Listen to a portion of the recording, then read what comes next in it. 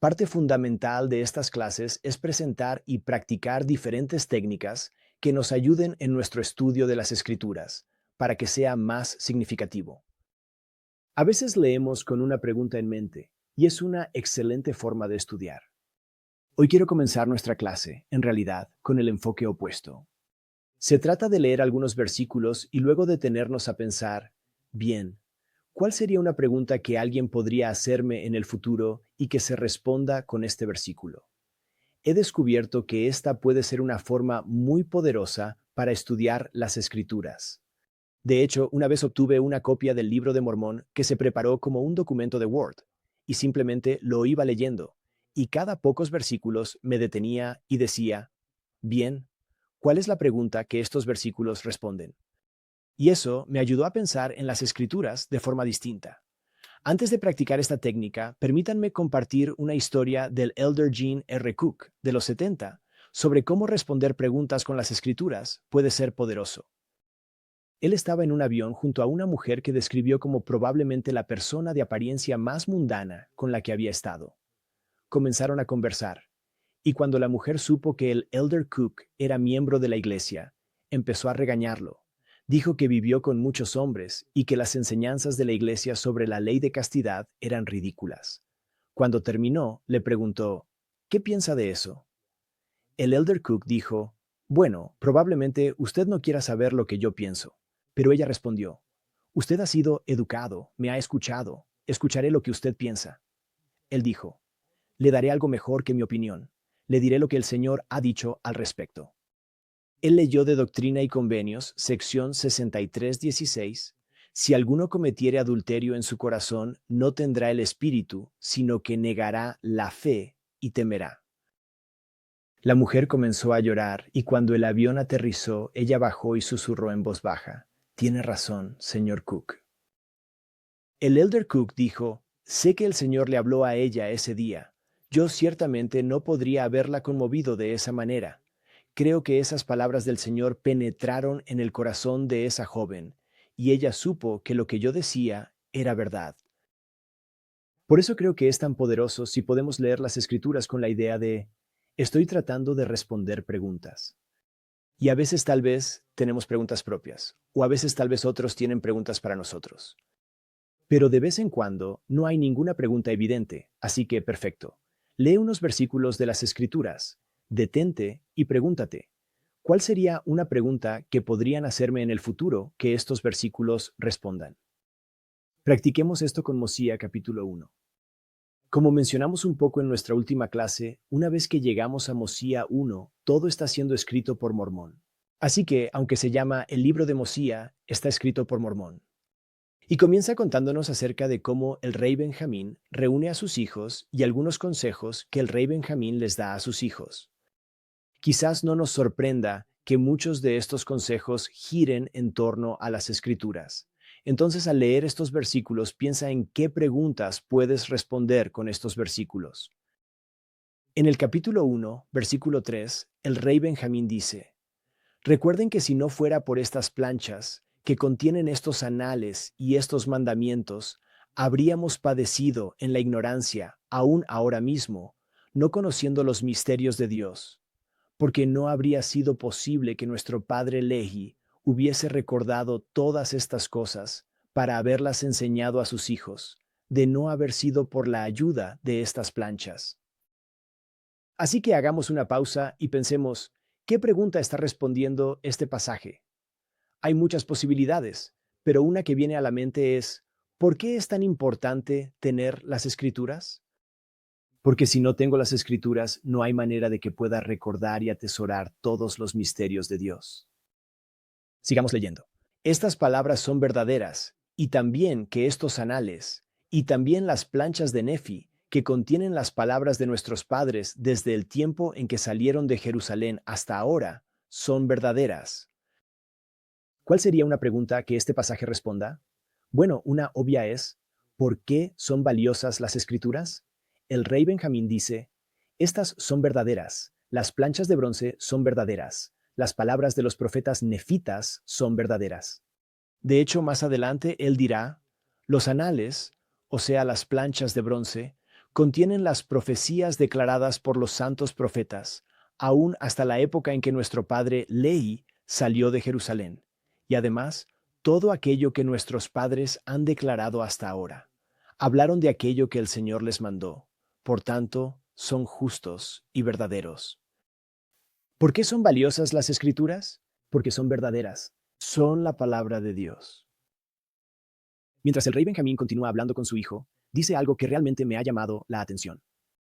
Él dice, las tenemos ante nuestros ojos. Piensa en esa frase. El rey Benjamín estaba hablando de las planchas que tenían ante sus ojos. No había una copia de las planchas para cada tienda en el discurso del rey Benjamín, pero piensa en la actualidad. Nunca antes en la historia del mundo se ha tenido mayor acceso a las escrituras. Las tenemos ante nuestros ojos. La pregunta es, ¿las estamos usando? Y pensando en eso, continuemos con el pasaje en Mosía capítulo 1. El rey Benjamín dice, acuérdense de escudriñarlas diligentemente para que en esto os beneficiéis. Y podríamos seguir con este pasaje. Creo que hay algunas preguntas que podríamos analizar. Pero justo al leer esa primera frase, acuérdense de escudriñarlas diligentemente para que en esto os beneficiéis. Una pregunta que nos podrían hacer es, no estoy sacando mucho de mi estudio de las Escrituras. ¿Por qué no? Bueno, si no estoy sacando provecho de mi estudio de las Escrituras, quizás no las estoy escudriñando diligentemente. Quizás necesito hacer más en cuanto a escudriñar o la diligencia. Ahora, esto es solo un ejemplo sencillo de la técnica de encontrar respuestas en las Escrituras. Y nuevamente te invito a que practiques esta técnica en tu propia vida. Es una que he encontrado útil y espero que tú también la encuentres así. Tómate un momento y piensa, ¿cómo te han ayudado las Escrituras a responder preguntas en tu vida? Escuchemos la experiencia de una miembro de nuestra clase magistral. Cuando yo tenía 14 años, recuerdo que realmente luchaba por entender quién era yo y entender cuál era mi valor.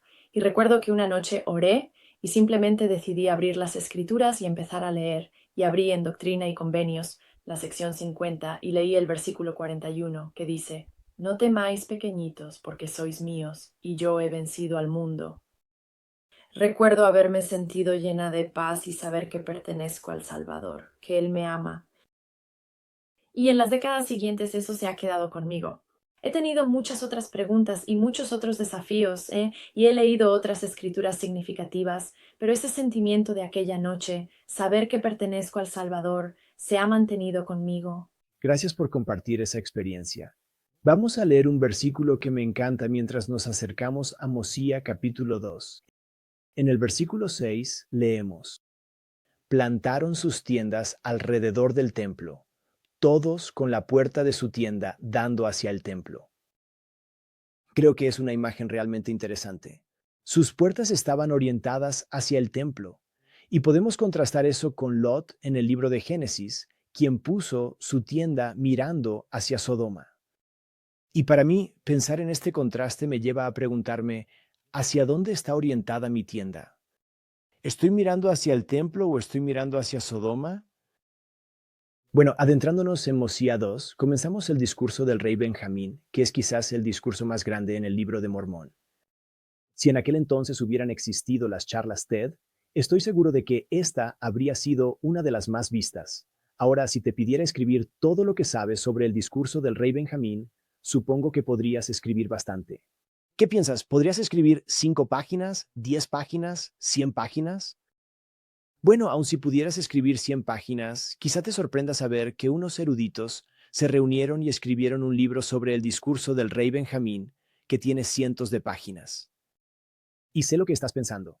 Vaya, hermano Hilton, ojalá pudiera leer una copia gratuita de ese libro en línea. Deseo concedido. Puedes ver el enlace en el sitio web del curso. Y también sé lo que algunos están pensando. Bueno, eso parece mucha lectura. Quizás haya un video de seminario divertido que ayude a resumir algunos de los principios principales. También tengo algo para ti. Pero para nosotros, hoy quiero resaltar solo algunos pasajes de Mosía 2 y 3, y espero que puedan penetrar profundamente en nuestros corazones. Veamos primero Mosía 2, versículo 17. Cuando os halláis al servicio de vuestros semejantes, solo estáis al servicio de vuestro Dios. Este es un versículo muy sencillo, lo memoricé en seminario cuando era joven. Por cierto, esa es otra técnica de estudio que es realmente poderosa. Estoy muy agradecido que en seminario me animaran a memorizar versículos de las Escrituras que aún conservo hasta hoy. Así que si pensamos en esto cuando sirvo a los demás, estoy sirviendo a Dios. Y a menudo, al pensar en el servicio, suelo imaginar un proyecto de servicio organizado. Pero claro, hay tantas oportunidades de servir a nuestro alrededor. Me conmueve mucho esta historia contada por Erma Bombeck. Ella dice, había 30 hermosos minutos antes de que despegara mi avión. Tiempo para estar sola con mis pensamientos, para abrir un libro y dejar que mi mente divagara. Una voz de una mujer mayor a mi lado dijo, seguramente hace frío en Chicago. Con rostro inexpresivo respondí, probablemente. No he estado en Chicago en casi 3 años, insistió ella. Mi hijo vive allí. ¡Qué bien!, dije, con los ojos fijos en la página impresa del libro. El cuerpo de mi esposo está en este avión. Hemos estado casados durante 53 años. Yo no manejo, ¿sabe? Y cuando él murió, una monja me llevó del hospital. Ni siquiera somos católicos. El director de la funeraria me permitió venir al aeropuerto con él. Erma continúa. No creo que alguna vez me haya detestado más a mí misma que en ese momento. Otro ser humano estaba gritando por ser escuchado y, en su desesperación, recurrió a una fría desconocida que estaba más interesada en una novela que en el drama de la vida real a su lado. Solo necesitaba que la escucharan. No necesitaba consejos, sabiduría, experiencia, conocimientos, ni siquiera compasión, solo ser escuchada. Ella habló aletargada y constantemente hasta que abordamos el avión, y luego encontró su asiento en otra sección. Al colgar mi abrigo, oí su voz triste decir a su compañera de asiento, seguramente hace frío en Chicago. Oré, por favor, Dios, haz que ella la escuche. Hay tantas maneras en las que podemos acercarnos a los demás con amor y servicio. No tiene que ser difícil. Para mí, el tener ese pasaje memorizado en mi corazón me ayuda. Cuando estoy al servicio de mis semejantes, solo estoy al servicio de Dios. Qué poderosa motivación para servir a los demás. Volvamos a Mosía 2:41. El rey Benjamín dice, considerad el bendito y feliz estado de aquellos que guardan los mandamientos de Dios, porque he aquí, ellos son bendecidos en todas las cosas, tanto temporales como espirituales, y si continúan fieles hasta el fin, son recibidos en el cielo, para que así moren con Dios en un estado de interminable felicidad. Me encanta este versículo. ¿Quién no querría estar en un estado de felicidad sin fin? El rey Benjamín nos dice cómo lograrlo. Es guardando los mandamientos de Dios. Y a veces, al pensar en guardar los mandamientos de Dios, casi puede parecer un deber o una tarea. Pero me encanta cómo el rey Benjamín dice, no, considera el bendito y feliz estado de quienes guardan los mandamientos. Y a veces puede ser difícil guardar los mandamientos. Pero ¿saben qué? La vida es difícil. Es más difícil no guardar los mandamientos. Entonces pensemos en la bondad de lo que vendrá. Ahora, si notan esa frase, un estado de interminable felicidad, quiero compararla con un par de versículos antes. El rey Benjamín dice, si una persona no se arrepiente y permanece y muere enemigo de Dios, las demandas de la divina justicia despiertan en su alma inmortal un vivo sentimiento de su propia culpa y le llena el pecho de dolor y angustia. Por tanto, su destino final es padecer un tormento sin fin. Así que, por un lado, tenemos un estado bendito y feliz para aquellos que guardan los mandamientos de Dios, y por el otro lado, tenemos dolor y angustia, y un tormento sin fin. Ahora, sentí curiosidad por estos dos versículos, porque pueden ver que son frases paralelas, ¿verdad? Felicidad sin fin, tormento sin fin. ¿Cuál de estas dos creen que se ha citado más en la conferencia general? Esta es otra técnica de estudio. Usar la página scriptures.byu.edu o la aplicación Scripture Citation Index. Así que usé la página web, lo busqué, y descubrí que Mosía 2:41 sobre la felicidad sin fin ha sido citado 83 veces en la conferencia general. En cambio, el versículo 39, que habla sobre el tormento sin fin, solo ha sido citado 3 veces. Me pareció interesante. Y como hablamos en clases anteriores, en ese tiempo los profetas nefitas decían específicamente que solo con un lenguaje claro y hablando sobre el infierno se persuadía a la gente para permanecer en el camino correcto. Entonces quizás necesitamos un enfoque diferente en nuestra época, y tal vez por eso escuchamos menos del tormento sin fin y más sobre la felicidad sin fin. De cualquier manera, creo que es importante que veamos que tenemos una elección. La elección es un estado bendito y feliz, o dolor y angustia. Y seremos más felices y bendecidos al guardar los mandamientos de Dios. Adelantándonos un momento al capítulo 4, versículo 29, el rey Benjamín enfatiza algo que creo que es importante al considerar el guardar los mandamientos de Dios. Él dice, no puedo deciros todas las cosas mediante las cuales podéis cometer pecado, porque hay varios modos y medios, tantos que no puedo enumerarlos. Pero esto puedo deciros, que si no os cuidáis a vosotros mismos, y vuestros pensamientos, y vuestras palabras y vuestras obras, y si no observáis los mandamientos de Dios, ni perseveráis en la fe concerniente a la venida de nuestro Señor, aún hasta el fin de vuestras vidas, debéis perecer.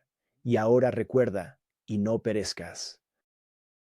Así que, con respecto de guardar los mandamientos de Dios, no quiero estar tratando de cumplir con una lista de requisitos. Es cuestión del estado de nuestro corazón. El rey Benjamín dice, no puedo decirles todas las maneras de pecar, pero cuídense a ustedes mismos, sus pensamientos y palabras. Manténganse en el camino correcto. Ahora, hablar de tormentos sin fin probablemente no sea lo más agradable, y quiero compartir otro pasaje del discurso del rey Benjamín que también podría resultarnos un poco difícil. Volviendo a Mosía 2:21. El rey Benjamín dice, si sirvieseis a Dios con toda vuestra alma, todavía seríais servidores improductivos. Y podemos hacer una pausa ahí. Es decir, podría pensar, está bien, voy a servir a Dios con toda mi alma, seré el mejor de todos. Él me dirá, vaya, John Hilton, eres increíble. Pero el rey Benjamín dice, no, en realidad, si haces todo lo que puedas, seguirás siendo un siervo improductivo. Eso es desalentador. Sigamos leyendo. Todo cuanto Él os requiere es que guardéis sus mandamientos, y si guardáis sus mandamientos, Él os bendice y os hace prosperar. ¿Podéis decir algo de vosotros mismos? Os respondo, no. No podéis decir que sois aún como el polvo de la tierra. Sin embargo, fuisteis creados del polvo de la tierra. Mas he aquí, este pertenece a quien os creó. Ahora, si lo vemos de la forma equivocada, el discurso del rey Benjamín podría parecer deprimente. Si te rebelas contra Dios, tendrás tormento eterno, y por cierto, eres menos que el polvo de la tierra. Me llamó la atención saber que la frase no podéis decir que sois aún como el polvo de la tierra, de Mosía 2:25, al menos hasta donde yo sé, nunca ha sido citada en la conferencia general. Pero pensemos esto un momento. En vez de deprimirnos por esto, ¿cómo podría el principio de que somos menos que el polvo de la tierra ayudarnos en nuestra vida? Creo que en parte es importante porque ver la realidad de nuestro estado nos ayuda a depender más plenamente de Dios. Si pienso, soy increíble, puedo hacerlo todo, entonces llegaré a depender menos de Dios. Pero si recuerdo que ni siquiera soy tanto como el polvo de la tierra y que todo lo que tengo proviene de Dios, es más probable que reconozca su mano. De hecho, si saltamos a Mosía 4, después de que el rey Benjamín hizo una pausa en su discurso, noten la reacción del pueblo. En el versículo 2 leemos, se habían visto a sí mismos en su propio estado carnal, aún menos que el polvo de la tierra. Y todos a una voz clamaron, diciendo, oh, ten misericordia y aplica la sangre expiatoria de Cristo para que recibamos el perdón de nuestros pecados. Después de que hubieron hablado estas palabras, el Espíritu del Señor descendió sobre ellos. Fueron llenos de gozo, habiendo recibido la remisión de sus pecados, y teniendo paz de conciencia a causa de la gran fe que tenían en Jesucristo, que había de venir. Puede que no nos pase de inmediato, pero podemos tener experiencias similares a las del pueblo del rey Benjamín cuando llegamos a comprender nuestro estado caído, cuán necesitados estamos de Jesucristo. Quizás es por esto que es útil darnos cuenta de que somos menos que el polvo de la tierra. Esto no es para que tengamos una baja autoestima, sino para ayudarnos a darnos cuenta de cuánto necesitamos a Jesucristo. Y en Mosía 3, el rey Benjamín se enfoca mucho en el Salvador y su misión. Él dice, Cristo viene a los suyos, para que la salvación llegue a los hijos de los hombres, mediante la fe en su nombre. Y aún después de todo esto, lo considerarán como hombre, y dirán que está endemoniado, y lo azotarán, y lo crucificarán, y al tercer día resucitará de entre los muertos. La sangre de Cristo expía los pecados de aquellos que han caído por la transgresión de Adán, que han pecado por ignorancia. Y los niños pequeños son benditos, pues he aquí, la sangre de Cristo expía sus pecados. Estos son pasajes que enseñan el significado expiatorio de la flagelación, la crucifixión de Cristo y su resurrección.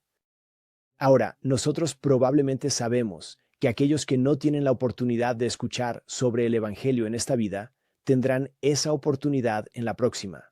Sabemos que los niños pequeños pueden ser salvos, pero estas son doctrinas y principios que no eran y que incluso hoy en día no son bien comprendidos en el cristianismo en general.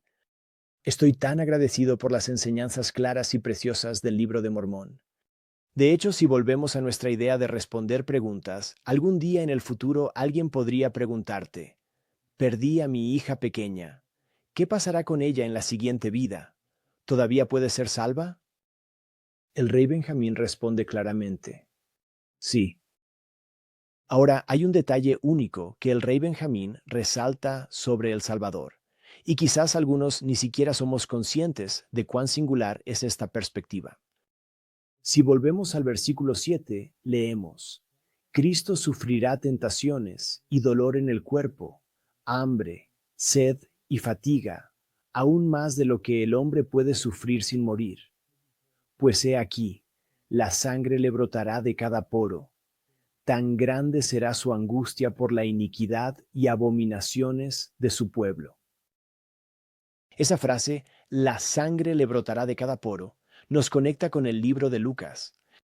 Quizás sepas que dentro de los relatos de los evangelios de Mateo, Marcos, Lucas y Juan, Lucas es el único que menciona algo sobre Cristo y la sangre que derrama en el jardín de Getsemaní. En Lucas 22 leemos, Cristo estando en agonía, oraba más intensamente, y era su sudor como grandes gotas de sangre que caían a tierra.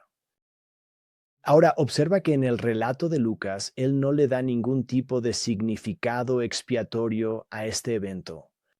Por eso si te acercas a un cristiano promedio y hablas sobre la expiación de Jesucristo, te hablarán de Cristo muriendo por nuestros pecados o de Cristo siendo crucificado, porque eso es lo que claramente enseña la Biblia y, como veremos en un momento, también el Libro de Mormón.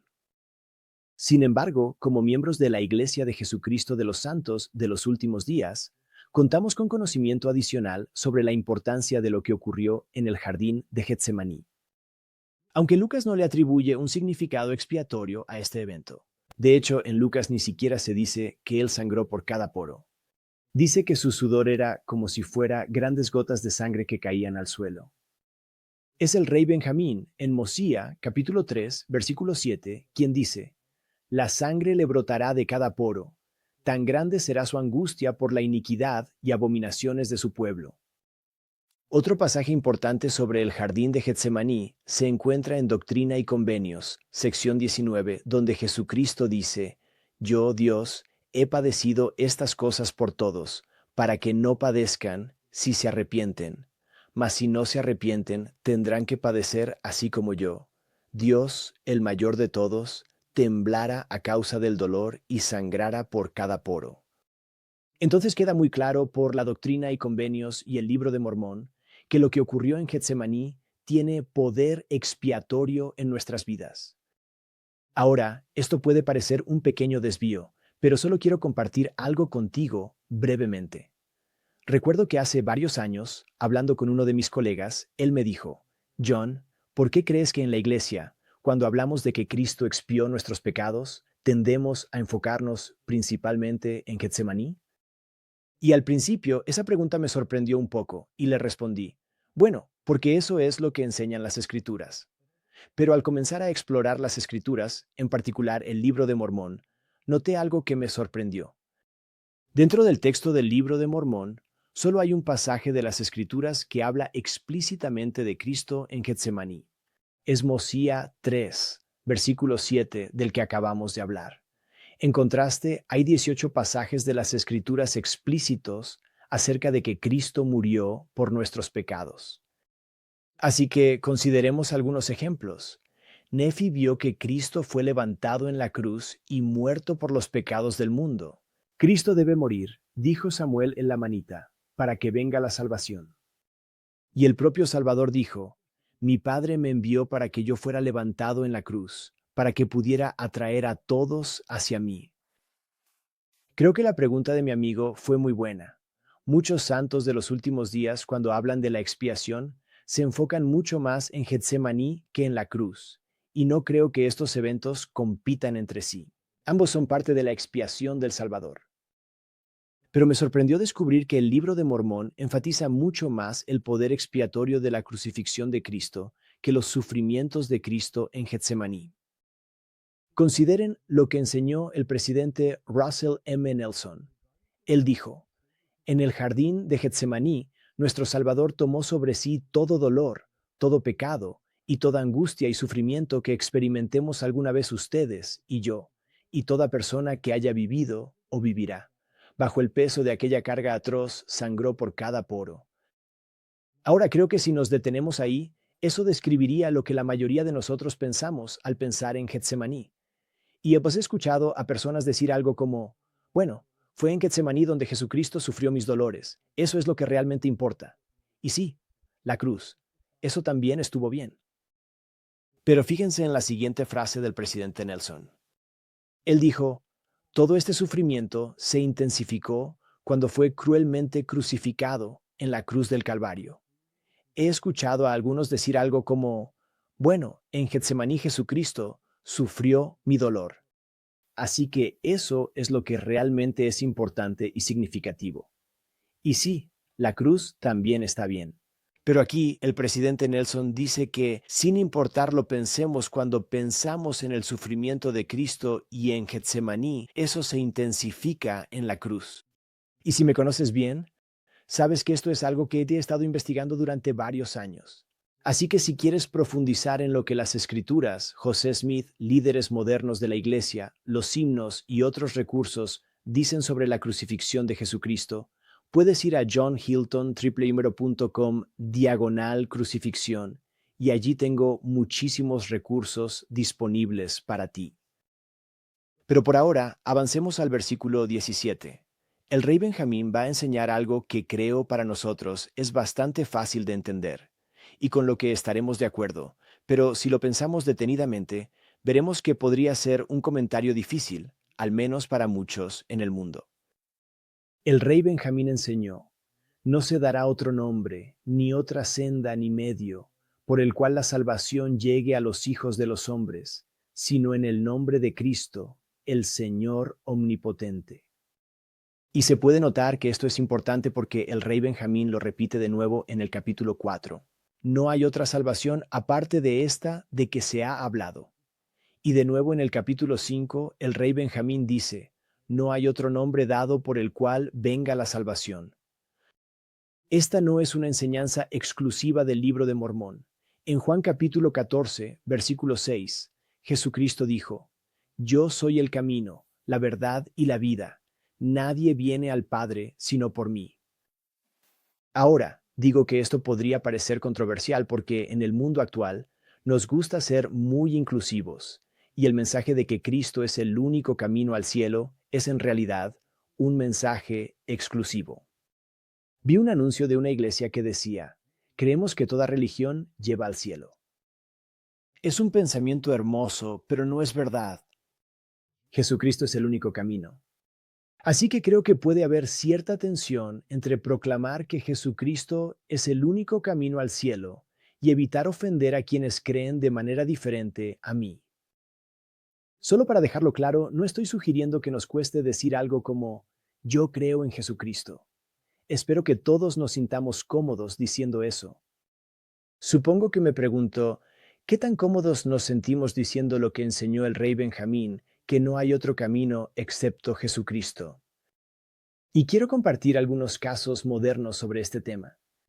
Veamos primero a Penn Jillette, parte del dúo de magos Penn y Teller.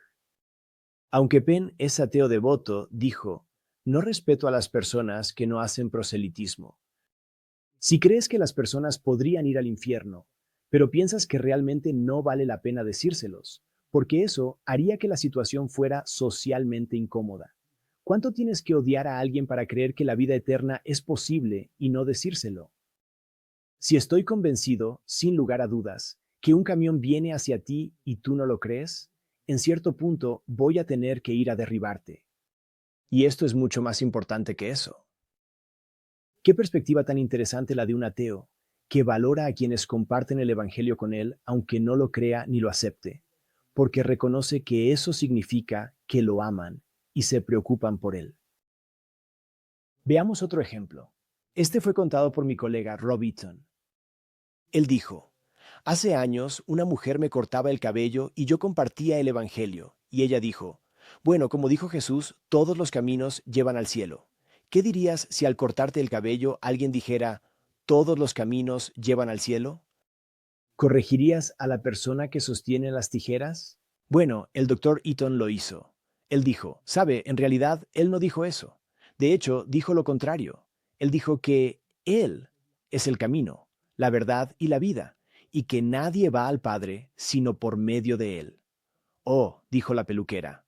Bueno, nunca he leído la Biblia, solo es lo que escuché que él había dicho. Así que piensa en ese caso de estudio. Y ahora quiero analizar uno diferente. Este ocurre en línea, y es de naturaleza un poco política. Ahora, no se trata de política, solo que hay políticos involucrados. Así que, sin importar tus inclinaciones políticas, déjalas de lado y piensa en esto en términos de proclamar públicamente que Jesucristo es el único camino al cielo. Hay varios personajes diferentes en esta historia. La primera es una mujer llamada Lizzie. Tiene unos 8,000 seguidores en Twitter y es evidente por su perfil que es sumamente conservadora y una firme creyente en Jesucristo. La segunda persona en la historia es un congresista llamado Max Miller. Por su perfil de Twitter también queda claro que es muy conservador y que además es judío. La última persona de esta historia es Ilhan Omar, miembro de la Cámara de Representantes, sumamente liberal, y también tiene muchos seguidores en redes sociales. Un día, Lizzie publica en redes sociales, no hay esperanza para ninguno de nosotros fuera de tener fe solo en Jesucristo. ¿Qué piensas tú? ¿Le darías me gusta a esta publicación? ¿Crees que el rey Benjamín la retuitearía? Puede que sí. Y si te fijas, es interesante. Esta publicación obtuvo 2.4 millones de vistas. Y podrías pensar, vaya, ¿cómo es posible que Lizzie, con tan pocos seguidores en redes sociales, haya logrado que su publicación llegara tan lejos? Bueno, en parte tiene que ver con el hecho de que Max Miller, el miembro conservador de la Cámara de Representantes que es judío, le respondió diciendo, este es uno de los tweets más intolerantes que he visto. Bórralo, Lizzie. La libertad religiosa en Estados Unidos aplica para todas las religiones. Ha sido demasiado lejos. ¿Qué piensas? ¿Lizzie fue demasiado lejos? Bueno, lo interesante y la razón por la que esta publicación recibió tanta atención es que la representante Omar luego comentó al respecto. Ella le respondió a Max Miller, no, declarar los principios o creencias fundamentales de tu fe como Lizzie no es ser intolerante, es libertad religiosa y nadie debería ser reprendido por ello.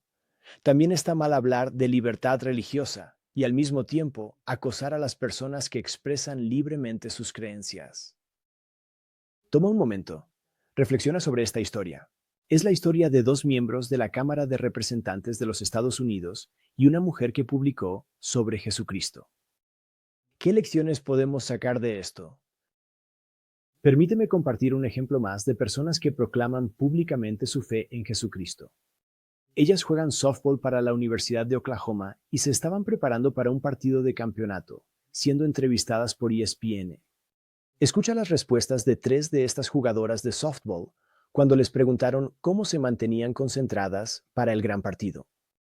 Grace Lyons explicó que ganar no era lo más importante para ella. Ella dijo, la única forma de tener gozo duradero es a través del Señor. Cualquier otro tipo de gozo en realidad es felicidad que proviene de las circunstancias y los resultados. Su compañera, Jada, dijo, de acuerdo al 1000%, queremos ganar, pero no es el fin del mundo si perdemos porque nuestra vida está en Cristo, y eso es lo único que importa. Una tercera compañera de equipo, Alisa, dijo, tenemos una eternidad de gozo con nuestro Padre, y eso me emociona mucho. Vivo el momento, pero sé que este no es mi hogar, y mis hermanas en Cristo estarán conmigo al final cuando estemos con nuestro Rey. ¿Puedes sentir la fe de estas increíbles jugadoras de softball? Si te gustaría ver la entrevista completa, puse el enlace en el sitio web del curso. Es realmente inspirador. Pero consideremos la pregunta con la que comenzamos, de Mosía 3, versículo 17. ¿Hasta qué punto deberíamos proclamar públicamente que Jesús es el único camino? Sabemos que debemos testificar de Jesucristo, pero ¿hasta dónde debemos proclamar públicamente que Jesús es el único camino? ¿Y cómo podría verse esto en la vida real? Hay muchas formas en que podemos pensar sobre esto. Como en muchas áreas de la vida, hay diferentes principios que de alguna manera están en tensión aquí. Claro, ninguno de nosotros quiere negar al Salvador. Jesucristo dijo, cualquiera que me niegue delante de los hombres, yo también le negaré delante de mi Padre que está en los cielos. Al mismo tiempo, queremos ser amables y cuando sea posible, queremos ser inclusivos. Me gusta lo que dijo el presidente Hinckley. En contexto, dice que nuestra iglesia es la única iglesia verdadera sobre la faz de la tierra, y pienso que esto se relaciona con el principio de proclamar que Jesucristo es el único camino. El presidente Hinckley dijo, el Señor dijo que esta es la única iglesia verdadera y viviente sobre la faz de la tierra con la que Él está bien complacido. No lo dije yo, sino Él. Se dijo al profeta José Smith que las demás sectas estaban en error. Esas no son mis palabras, sino las del Señor. No obstante, son palabras duras para los fieles de otras religiones. No debemos aprovecharnos de ellas. Tan solo seamos amables, buenos y gentiles para con los demás, mostrando a través de nuestro buen ejemplo la gran verdad de aquello en lo que creemos, guiándolos hacia donde deseamos verles avanzar. Definitivamente habrá momentos en los que necesitaremos decirles a otros que Jesucristo es el único camino al cielo, y habrá ocasiones en las que querremos enfatizar lo que tenemos en común, en lugar de nuestras diferencias. Pero espero que cada uno de nosotros en nuestra propia vida sienta verdadera confianza en que Jesús es el único camino. A veces podríamos pensar, quiero ir por mi propio camino, quiero hacer mis propias cosas. Jesús es el camino y Jesús nos trae alegría. Miren el versículo 13. El rey Benjamín dice, el Señor Dios ha enviado a sus santos profetas entre los hijos de los hombres, para declarar estas cosas a toda familia, nación y lengua, para que quienes creyesen que Cristo habría de venir, esos mismos recibiesen la remisión de sus pecados y se regocijasen con un gozo sumamente grande, aun como si Él ya hubiese venido entre ellos. Eso me recuerda a una frase que vimos en Jarom, creyendo en Él como si ya hubiera venido. Podemos tener gozo en Jesucristo como si la segunda venida ya hubiera ocurrido. Concluyamos con un versículo más de Mosía, capítulo 3. Es el versículo 19, quizá la declaración más famosa del rey Benjamín. Porque el hombre natural es enemigo de Dios. Ahora, permítanme hacer una pausa aquí. Recuerdo que cuando estaba en la universidad, estaba saliendo con alguien y esa persona realmente me frustraba. Así que me quejaba con mi compañero de cuarto al respecto. Y le dije, bueno, no puedes culparme por enojarme, es natural en esta situación. Y él me miró y me dijo, sí, John, pero el hombre natural es enemigo de Dios. Y yo pensé, tienes un buen punto ahí. Entonces, solo porque es natural no significa que sea correcto. El rey Benjamín continúa, el hombre natural es enemigo de Dios y lo ha sido desde la caída de Adán y lo será para siempre jamás, a menos que se someta al influjo del Santo Espíritu, y se despoje del hombre natural, y se haga santo por la expiación de Cristo el Señor. Detengámonos y veamos dos partes de esta ecuación: despojarse del hombre natural y hacerse santo por la expiación de Cristo el Señor. Ambas cosas se logran a través de la expiación de Jesucristo. Hace muchos años, el elder Bednar, quien entonces era presidente de BYU Idaho, vino a BYU para dar un devocional. En ese momento, como no era parte del quórum de los 12, dijo: probablemente esta sea la única oportunidad que tenga de dar un devocional en BYU, así que he pensado mucho en cuál sería el mensaje más útil para ustedes.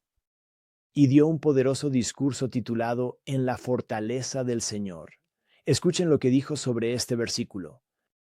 La mayoría entendemos que la expiación es para los pecadores. Sin embargo, no estoy seguro de que sepamos y comprendamos que la expiación también es para los santos, para los hombres y mujeres buenos que son obedientes, dignos y dedicados, y que están esforzándose por llegar a ser mejores y servir más fielmente.